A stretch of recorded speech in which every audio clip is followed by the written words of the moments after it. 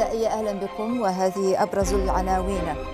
الخميس المقبل تاريخ صرف الدفعة الأولى من الدعم الاجتماعي المباشر. ضيفنا من الرباط الأستاذ الباحث أحمد الأرقام. الدفعة الأولى للدعم الاجتماعي المباشر سيشرع في صرفها ابتداء من 28 دجنبر الحالي لفائدة 1,000,000 أسرة مغربية مستوفية لشرط العتبة في السجل الاجتماعي الموحد، وذلك وفق ما أعلنه اليوم رئيس الحكومة. المعطيات تم الكشف عنها خلال اجتماع للمجلس الحكومي عقد بالرباط. نتابع تصريح عزيز أخنوش بهذا الخصوص. بدءا من 28 ديسمبر الجاري ستستفيد حوالي 1,000,000 أسرة مستوفية لشرط العتبة في السجل الاجتماعي الموحد، أي ما يعادل 3.5 مليون مغربي من الدفعة الأولى لهذا الدعم المالي، والتي لن تقل قيمتها عن 500 درهم للأسرة مهما كانت تركيبتها. بعد ما كانت هذه الأسرة قد قدمت طلباتها قبل 10 من دجنبر الجاري وتمت معالجة ملفاتها، في حين ستتوصل باقي الأسر التي وضعت ملفاتها بعد التاريخ المذكور بدفعتي شهر ديسمبر وجانفي في نهاية الشهر القادم. ويظل باب تقديم الطلبات مفتوحا أمام الأسر المستوفية لشرط العتبة من أجل الاستفادة مستقبلا من الدعم الاجتماعي المباشر. وللتعليق على هذا الموضوع ينضم إلينا مباشرة من الرباط الأستاذ الباحث والصحفي أحمد الأرقام. مرحبا بك. هي إذن 1,000,000 أسرة ستستفيد ابتداء من متم هذا الشهر من دعم مالي لا يقل عن 500 درهم. 1,000,000 أسرة أي قرابة 3,500,000 مليون شخص معنيون بهذه الدفعة الأولى. سيد أرقام، يعني كيف تقرأ هذا المعطى؟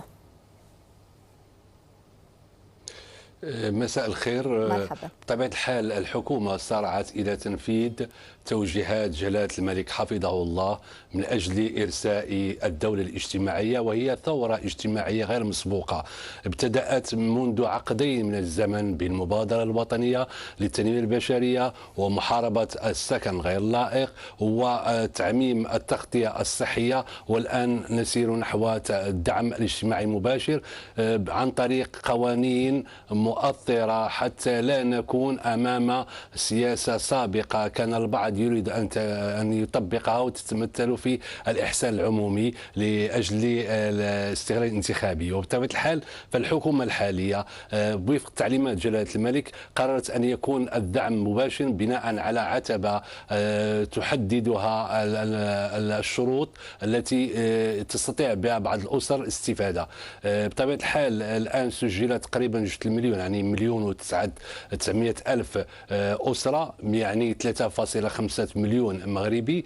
البعض سيستفيد من انطلاقا من يوم بعد غد الخميس بأول دفعة للدعم المباشر التي تتراوح بين 500 درهم وقد تصل إلى 1,758 درهم، وبعد مرور في 2026 قد تصل إلى 1,900 درهم، لأن الحكومة قامت بتجميع تقريبا 100 برنامج اجتماعي كي يكون دافع عالية عوض أن تكون هذه المساعدات مشتتة. سيدي، يعني كيف تقرأ رقم 1,000,000 أسرة مستفيدة في هذه الدفعة الأولى؟ يعني في هذه الدفعة الأولى كيف تقرأ هذا الرقم تحديدا؟ هذا رقم غير مسبوق بطبيعة الحال، ليس من السهل، لذلك تم تحديث أو إحداث الوكالة الوطنية للدعم كي يقدم المواطنون عن طريق منصة رقمية المعطيات، وبطبيعة الحال الذين يتم رفضهم يلجؤون إلى التظلم، وهذا وفق ما ينص على القانون. لكن أدعو الذين يتفورون على الدعم أو على الدخول مختلفة ألا يزاحموا الفقراء والأسر الهشة. بطبيعة الحال الأمر قد مع مرور الوقت والقيام بعملية المراقبة الدقيقة للمعطيات سيرتفع العدد مرشح للارتفاع، قد يصل إلى 3 مليون أسرة وفق التقديرات التي كانت صادرة عن مندوبية السامية للتخطيط، والتي ستتغير ربما في السنوات المقبلة. الشيء الجديد في هذا القانون الذي أصدرته الحكومة وهو ساري المفعول نقول انطلاقا من هذا الشهر أنه يظل الباب مفتوح لأي أسرة ترى نفسها أنها تحتاج إلى الدعم. فقط التمويل يطرح نفسه، والحكومة قد وضعت تصورات كثيرة في هذا المجال، فعلى الأرباب العمل أن يؤدوا الضرائب لكي يكون هناك نوع من التضامن بين الفئات الاجتماعية، بين الأغنياء والفقراء، بين الذين لديهم دخل قار وأرباح طائلة وبين الذين يعانون. وهذا هو القيم المغربية التضامنية التي حتى على جلالة الملك في خطاباته الكثيرة. نعم، يعني الأسرة المستفيدة هي التي استوفت شرط العتبة في السجل الاجتماعي الموحد. ما هي قراءتك لهذه المعايير التي تمكن من استيفاء هذه العتبة المطلوبة؟ ثم كيف تعتقد أن هذا الدعم المباشر سينعكس على واقع الأسر المغربية الأكثر هشاشة؟ الدعم أصلا يذهب إلى الأطفال، لدينا أنواع، هناك الأطفال المتمدرسون والغير متمدرسون، والحكومة تريد أن تشجع التمدرس حتى لا يقع هدر مدرسي، وبطبيعة الحال على رب الأسرة أن يكون واعيا بكيفية صرف هذا الدعم حتى ولو كان قليلا في البداية، ربما سيتطور مع مرور الوقت، لأنه بالنسبة للطفل الذي سيحصل على 200 درهم ربما يظهر البعض أنها غير كافية، لكن عندما تكون لديك 3 أطفال قد تصل إلى 1000 درهم شهريا، وهذا ليس بالامر الهين. وربما وبعد ذلك في 2026 سينتقل من 200 درهم الى 300 درهم. وكذلك سيتم مساعده الاسر التي لديها اطفال في وضعيه اعاقه. اذا الامر كله على بعضه هو مهم جدا، لانه ارتكز على جوانب قانونيه محضه، قد تكون بعض الاخطاء، هذا شيء طبيعي يتم تداركها وتصحيحها، والتقييم يجب ان يكون خلال الأشهر المقبلة في سنة 2024 إذا اتضح أن البعض هذه المعايير قد تكون ربما لا تسعف البعض لكي يستفيد منها. واضح. شكرا لك الأستاذ الباحث والصحفي أحمد الأرقام، شكرا لك على كل هذه التوضيحات، كنت معنا مباشرة من مكتبنا بالرباط.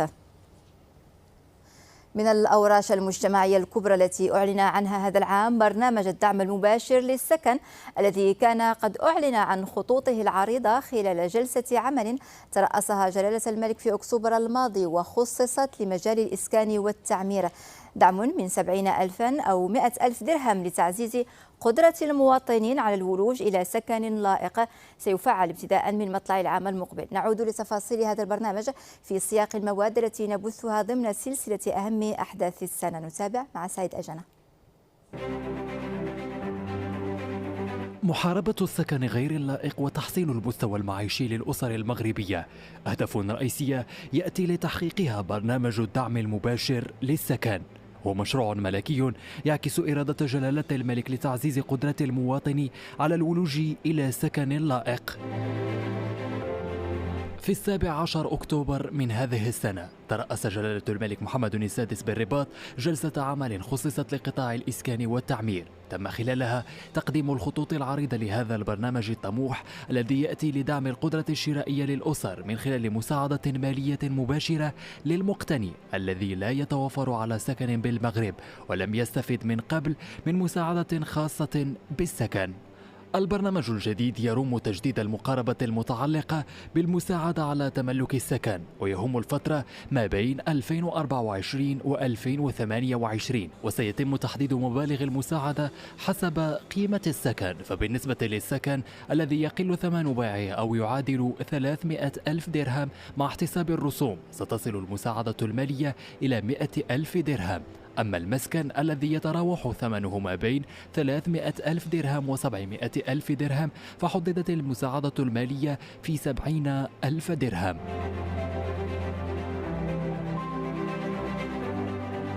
الدعم المباشر للسكن برنامج يأتي ببعد اجتماعي يتمثل في تقليص العجز السكني وتسريع وتيرة استكمال برنامج مدن بدون صفيح، مع تلبية ما يقارب 70% من الطلب على السكن، إلى جانب بعده الاقتصادي الذي سيمكن من الحفاظ على مكانة القطاع في الاقتصاد الوطني وتعزيز مساهمته في مجال الاستثمار والرفع من الطلب على السكن، مع تعزيز إحداث فرص الشغل السنوية وضبط السوق العقاري. البرنامج سينطلق في فاتح يناير 2024 ولتبسيط الإجراءات وتخفيف عبء الوثائق والتنقل بين الإدارات. تم العمل على منصة رقمية لتدبير البرنامج ليتمكن المستفيد من الحصول على الدعم في أجل أقصاه 15 يوما. ليكون بذلك المغرب قد خطى خطوة واثقة وحثيثة في تنزيل برامجه ومخططاته الاستراتيجية الرامية إلى إرساء دعائم الدولة الضامنة لحقوق المواطنين الاجتماعية والاقتصادية باعتبارها خيارا لا رجعة فيه لبناء صرح الدولة الاجتماعية التي ارتضتها المملكة المغربية. في ختام المساء نذكر بأبرز ما جاء فيها. الخميس المقبل تاريخ صرف الدفعة الأولى من الدعم الاجتماعي المباشر يهم مليون أسرة. لمزيد من الأخبار تفضلوا بزيارة موقع القناة دوزام.ma وتطبيق ماي دوزام. شكرا لكم على حسن المتابعة، دمتم في أمان الله.